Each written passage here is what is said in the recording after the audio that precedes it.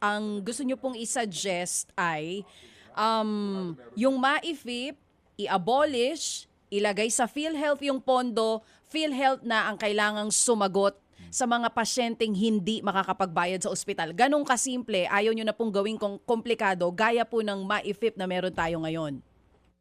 Yes, kasi po gusto ko natin na ang ating kalusugan, karapatan po ng bawat Pilipino.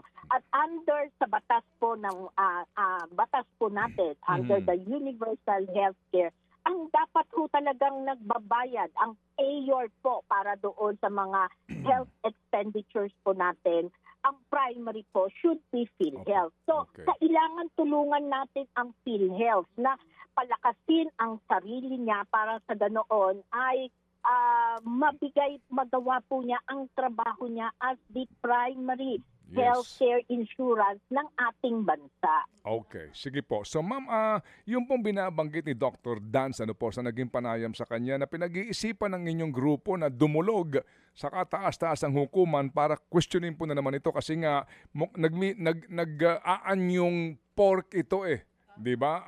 Kumbaga, ang tawag nga po ay health pork po ng inyong grupo. Totoo ho ba 'yon? Kayo po idudulog sa Supreme Court? Yan po, pinag-uusapan na ho talaga namin.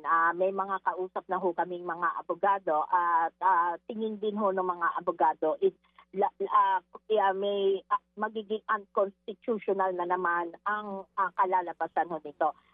In fact, Ted, gusto pa namin talagang i-push yung sinabi na ng korte unconstitutional yan.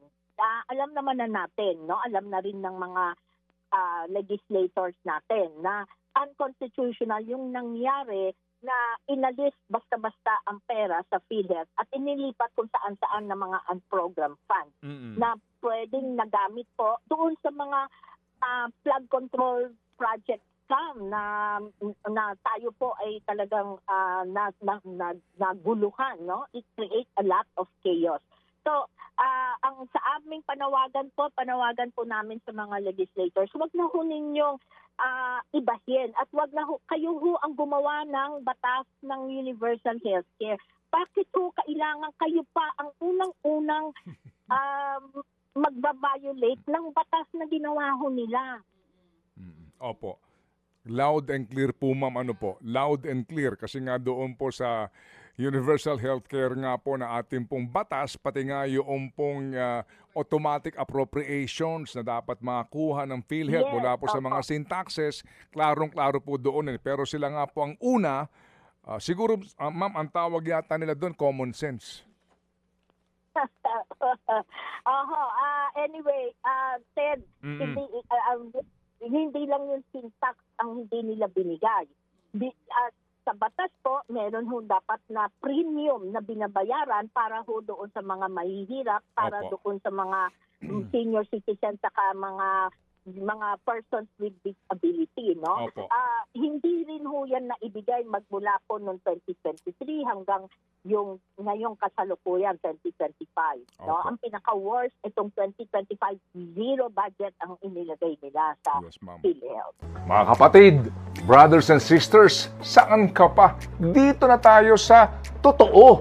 Dito na tayo sa True FM. Mga kapatid, mag-subscribe and follow po kayo sa social media accounts ng True Network PH. Yan po kami. Hanapin nyo lang True Network PH, Facebook, Instagram, YouTube, TikTok, and podcast. Mapa Apple or Spotify man yan, mahahanap nyo kami. Lahat ng mga napapanood at napapakinggan nyo po sa programa, nasa social media accounts namin yan. So, paano mga kapatid? See you sa social media!